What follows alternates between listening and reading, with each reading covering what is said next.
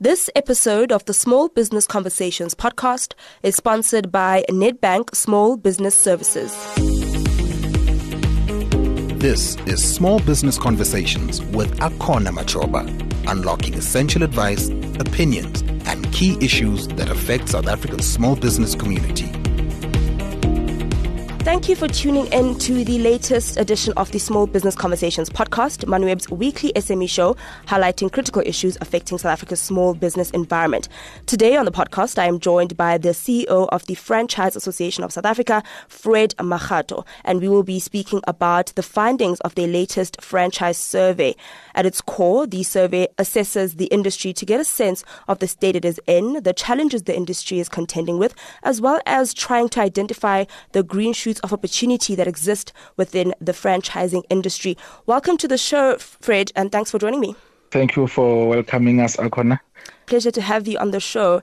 Just starting at the beginning, this is the most recent set of research, or the recent installment of the survey, the 2023 version of 2019.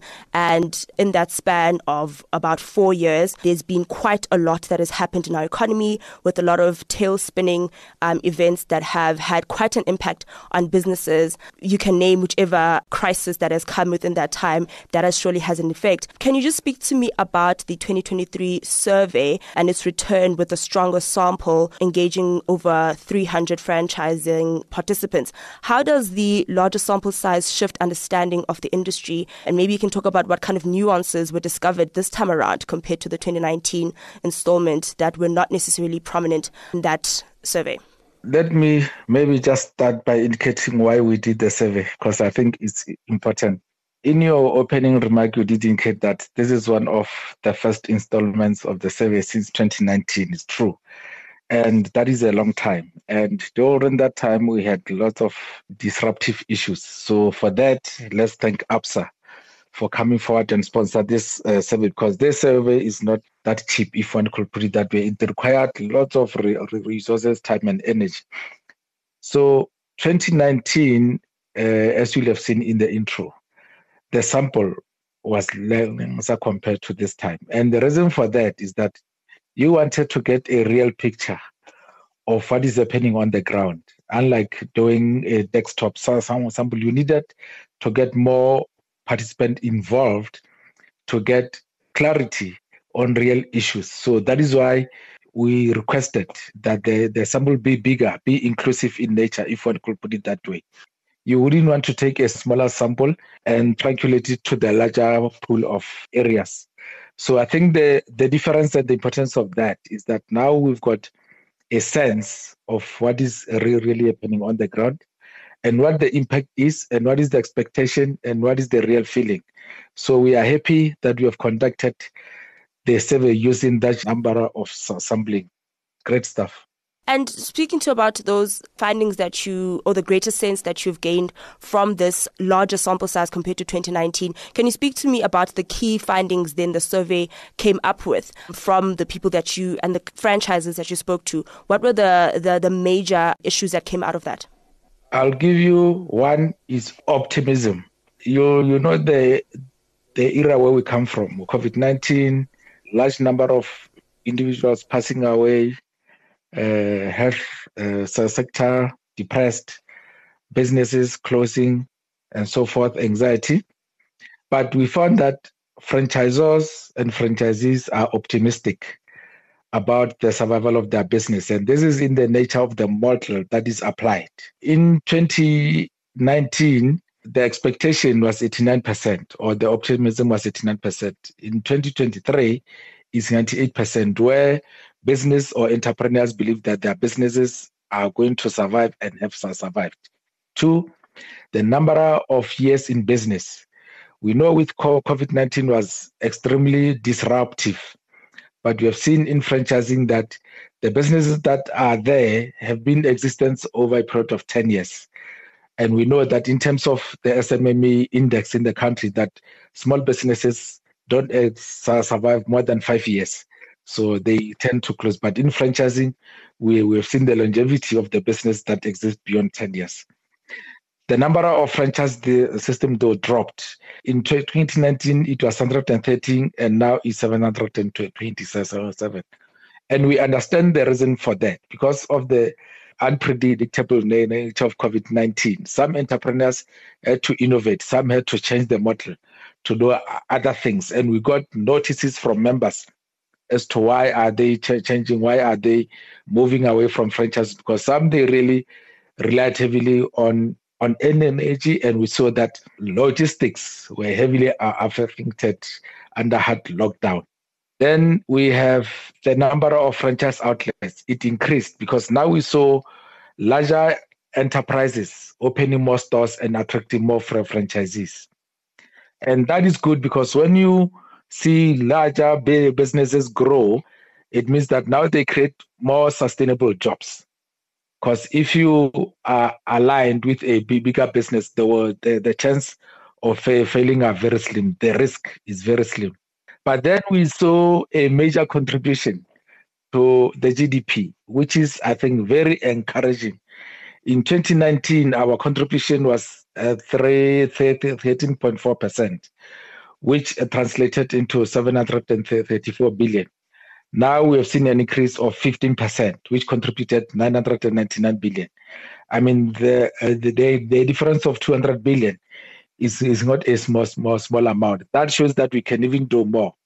And that put us in a state where we engage with the Department of Small Business and say, you need to look at franchising and see if it cannot be used as government policy insofar as stimulation of the economy is concerned, insofar as creation of job opportunities is concerned. So we are engaging with the department, and we are happy to also announce now that we will be having the minister in the conference on the 26th of October.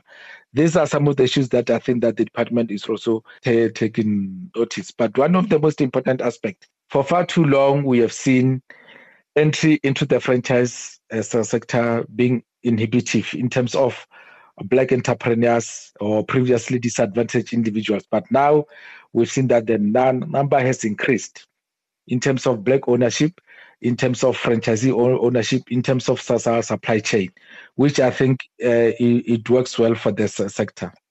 Let me come in here, Fred, because the ownership question we will discuss a bit later. You do mention that there has been increases in certain aspects, but the numbers for female ownership has been stagnant. I just want to touch on the points you mentioned that have been the key findings or key outcomes of the survey. You mentioned that the sector or the industry is optimistic about its future.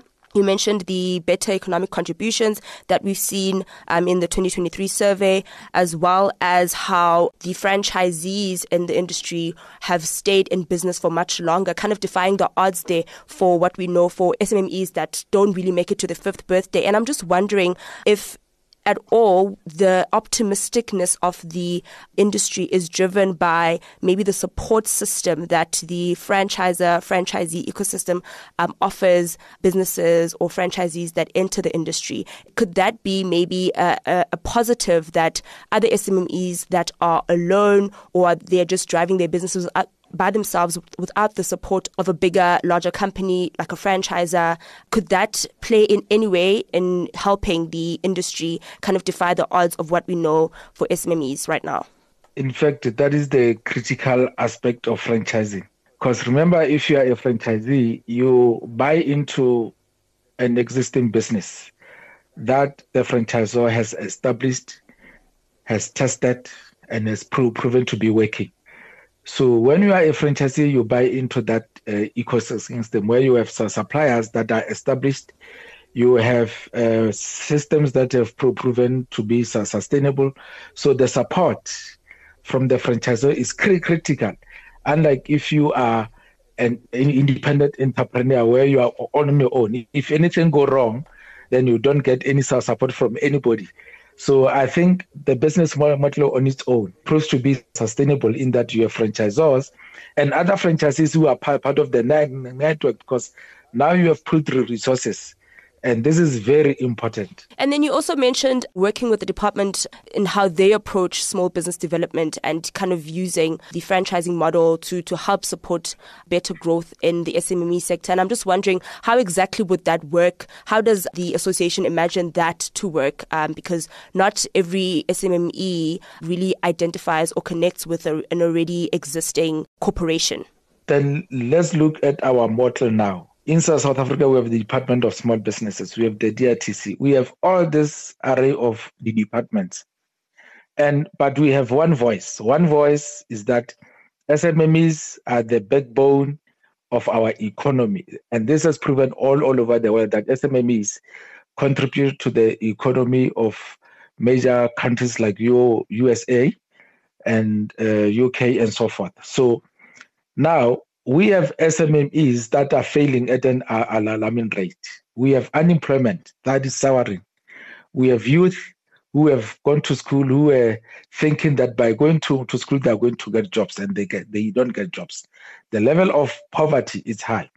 So what we are saying to the department is that this is a business model that seems to be working. So let's create an environment where we have businesses that can actually franchise that are not franchised as yet. So let's develop them to be franchisable through the support of the department. The department has funding mechanism, it's got infrastructure through SIDA and SIFA. So let's use those entities to develop businesses to be franchisable. We can give them 2 to 3 years. But then we are also saying there are entrepreneurs that are ready to buy into existing franchise businesses.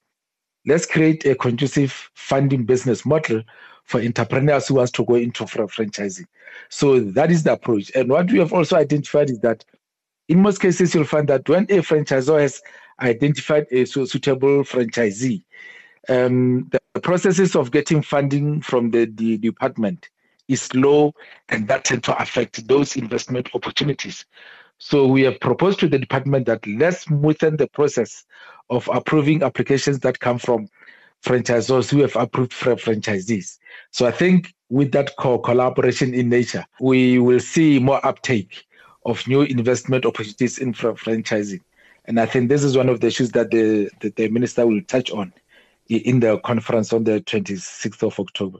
And one of the outcomes that came out in the survey was a kind of an assessment of the local industry or the nature of the local industry by looking at the categories that were popular for franchises.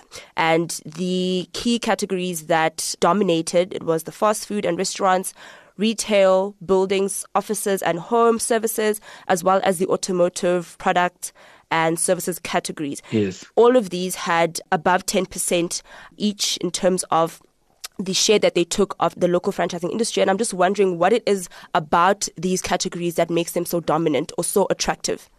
Let's look at food. We eat every day, right? Let's look at all automotive. People are buying cars. If you go on the highways now, they are packed. Then you look at those cars need to be serviced, need to be repaired, and so forth. So that's the mass market. Then you look at homeware, DIYs, and so forth. People are renovating, and we also see new developments coming up at all times. So we see a demand for accommodation. But let's look at those other sectors that are below 10%. Those are the areas for growth. Because if you look at those that we have identified as bigger sectors, there's oversaturation there. So as the economy, we need to also divest and look at those other areas to create more opportunities for them to grow, because there are more opportunities there as well. As much as you have this for that are growing, they also create a space for those other needed products as well. I'll give you a simple example. If you look at the issue of wellness and health, those are areas where when you have developmental structures and areas growing, you also have the demand for those. So we need to have a mind shift and look at those other areas that are not so popular, because there are great opportunities there. And just for the benefit of the listeners, some of the industries or categories that were below 10%, even below 5%, was the entertainment, leisure, digital technology, construction, and business-to-business services, as well as personal services. And like you mentioned, there just above 5% was the health, beauty, body, culture categories that might not be as popular, but as you've mentioned, there are opportunities for future growth. Fred, moving on to the challenges now. What were some of the key challenges highlighted in the surveys that the franchising industry is currently battling with, and what exactly is being done to address these issues? There are three critical challenges that came through. One was the cost of doing business. We have seen over the years that once you have inflation going up at all times, it becomes difficult to source material. It becomes difficult to source locations. So the cost of doing business in terms of inflation, as you'll have seen, the Governor General at all material times, 4 times a year, comes to the podium and announce inflation and repo rates and so forth. So that on its own affects our investment opportunities. The next one is the issue of finding the right franchisee, because you have to fit in line and get that off in your hand. We have issues in terms of skills development in the country. You might have seen that there are over 1,000 incubators. They are not coordinated. So it's not easy to find a right candidate to be a franchisee. Then the third part, which is very problematic now, is the energy supply. We have unreliable energy supply in the country. It's devastating to business. It's devastating to business making decisions, because if you have money that you want to invest, do you really want to invest it in a business that you are not sure whether it will bring return or not? So we need to sort these three things out. One is to bring inflation down. 3 is to upskill our entrepreneurs. And thirdly is to deal with the issue of unreliable energy supply in the country. Lastly, touching on the ownership dynamics that you mentioned earlier, the survey did indicate an improvement in the industry in terms of the spread of ownership for previously disadvantaged groups. We saw that over the years, black ownership increased from 11% to 21%, Indian ownership from 7% to 18%, and franchises owned by the coloured people demographic increased from 2% to 9%. But ultimately, a majority of ownership still lies within white-owned franchise entities, which took up 52% of the share there. And I'm just wondering what kind of conversations the franchising industry is having around ownership currently. I mean, there have been improvements, but like you mentioned, with women ownership, those have kind of stayed stagnant. At 30%, it dropped from the 39% recorded in 2018, but in 2023, it's sitting at 30% now. What kind of discussions is the industry having around ownership, and specifically women taking ownership of the industry? I think the survey puts facts in front of our eyes to say, especially from 2019, we had a major concern in that business ownership related to 80% to white male businesses. And I think that on its own, once you have that kind of information on your desk, so you need to think hard and strategize as to how can we handle this, because we need to have entrepreneurs empowered, irrespective of their color. And I think the shift, it clearly indicates to us that we took note of the statistics of 2019, and we made a concerted effort in ensuring that we open up the space for new entrepreneurs, for new investors to come through, to own businesses and create jobs. Because one of the major issues, you'll have seen that this kind of ownership that comes through also brought in increased employment rates. So it's not only about ownership, but also employment rates. And that also relates into the contribution to the GDP. So I think for us, we'll continuously strive to open up the space for new entrepreneurs to come through. Hence, I spoke about upskilling of entrepreneurs. Hence, I spoke about access to funding. Hence, I spoke about addressing other inflation issues. So that kind of environment gives confidence in entrepreneurs to go into that space. Now, the issue of women, I'm not really sure as to whether is it the issue of funding, or are they also affected by skills, or is it the historical nature of our society, where we know that be a bigger part of our lives, women were put at the back door. So in opinion that no, I don't think there will necessarily be a rush, because this has to be efforts, awareness, participation, attending events and conferences and so forth. So we'll see in time that the will turn into a more favorable situation where we know that women entrepreneurs are more focused, and they are the ones who are usually single mothers. They take care of families and so forth. So we really wish to see more uptake of those investment opportunities in franchising by women entrepreneurs. There are groupings that are forming up. We have We Corner, that is housed within the presidency, that is driving a process of ensuring that women businesses are supported through programs that are focused on empowering women entrepreneurs.